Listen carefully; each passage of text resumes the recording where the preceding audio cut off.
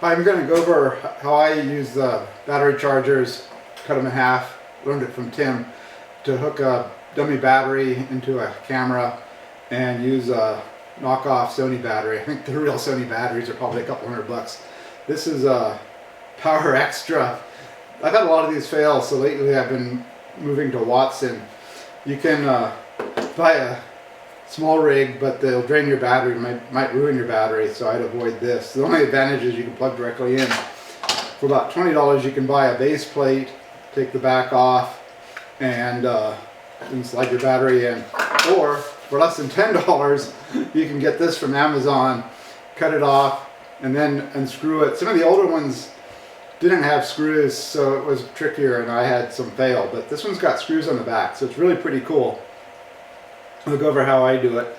And this one is it's just a charger. It's for a NF555 battery charger.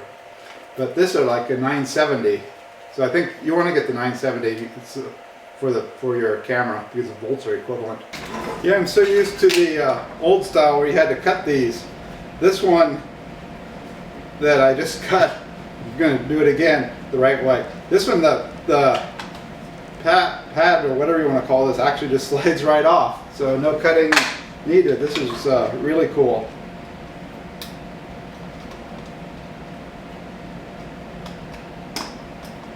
If you get the battery charger, just use the wire that if you get the battery adapter, dummy battery, just use the wire that comes with it to splice onto here.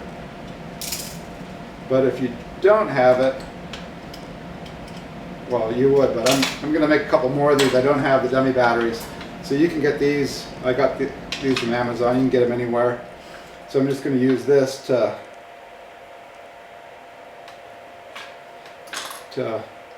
connect on. Now, these are a lot thicker wires. Again, you can just use a razor blade to strip the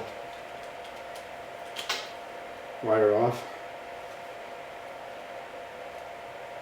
Yeah, sometimes they put a little bit of solder at the end and it makes it hard to strip the wire off, so I just cut that off, so it should come off a lot easier. And this one is longer than I needed. And yeah, I'm not sure where the camera's focusing.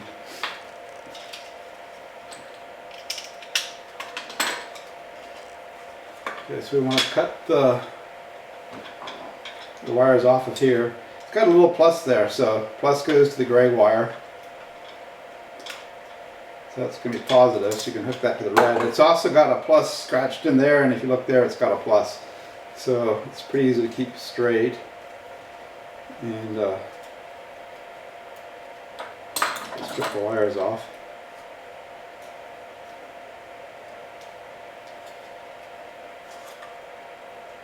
When you do this, you want to hold on to the wire really good so you don't pull it off the it's just soldered on there, so you don't pull it off that.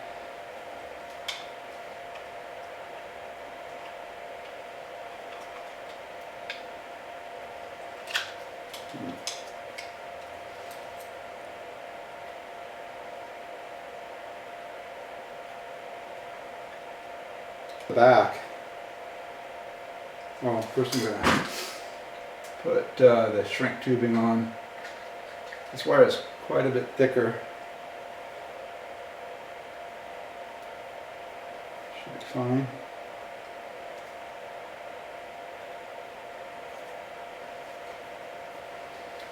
Okay. So this is the positive side, so it's going to run through here.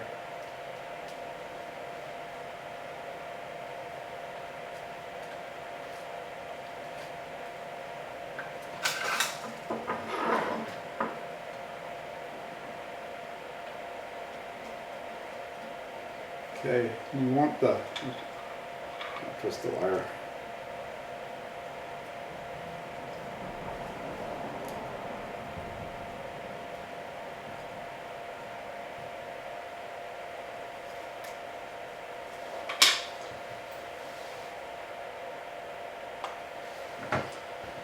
You want to put a little bit of flux on it.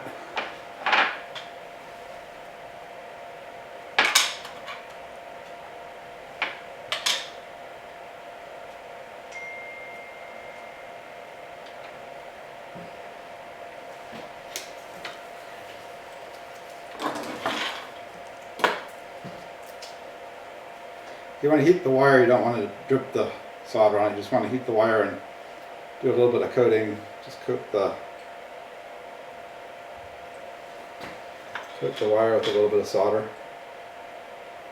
Solder's got lead in it, but supposedly it doesn't vaporize at the temperature of a soldering iron. Probably want to wash your hands afterwards. Wouldn't do it in the house, but probably wouldn't hurt. There's a lot better videos on soldering than this one. You might want to check one of the better ones out. Just Google YouTube soldering or something. The soldering iron is came in a kit with solder for less than $30, and the flux is only a couple dollars.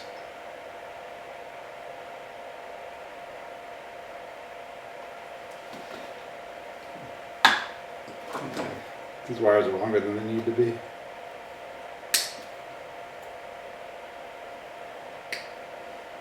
Okay, we said the gray wire is positive, and it's showing a little plus there.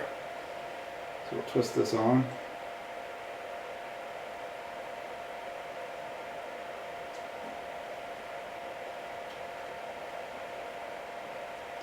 And twist this on.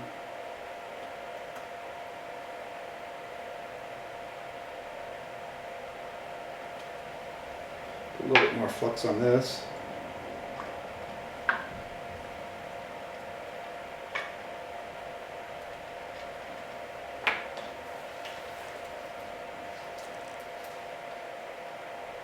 Again, you just want to heat the wires, and when the wires get hot, you should see the solder that coated the wires would start to melt. And then, yeah, I know you're not going to see the same thing though, just on the inside. You don't have to use that shrink stuff. You can use electrical tape.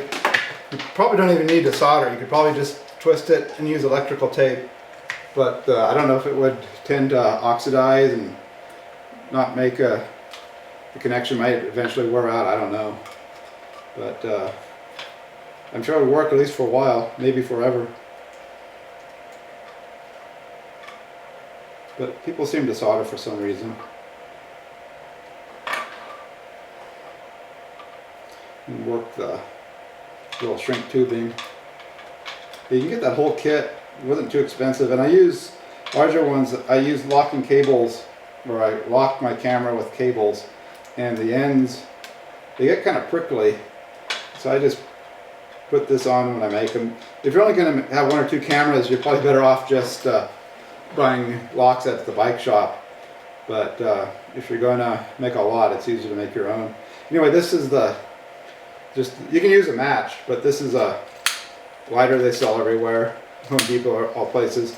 It's, I guess, for lighting charcoal briquettes. And you don't want it too hot, you just want it hot enough to shrink the tubing down tight onto the wire. And kind of ease this back to where we were. Goes back in.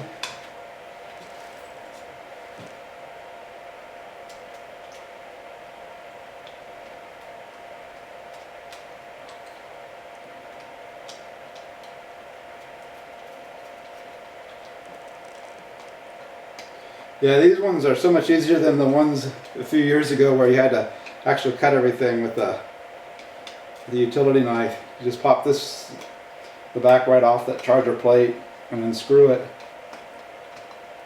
And yeah, these are great.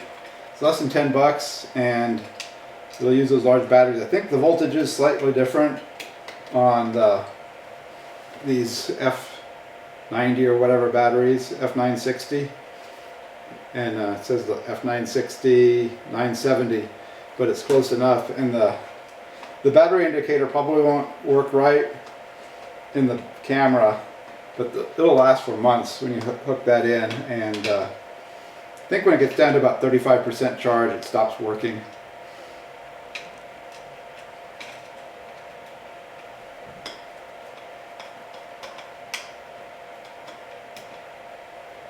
You might not need to put hot glue on here, but the ends that we soldered into, they're just kind of pressed into this plastic, and I've had problems. That was before when you cut the whole thing and you didn't have the wire there, you had to solder into the plate. I had problems with them moving, so I got in the habit of just putting hot glue over these just to really kind of secure it, and it seems to really help.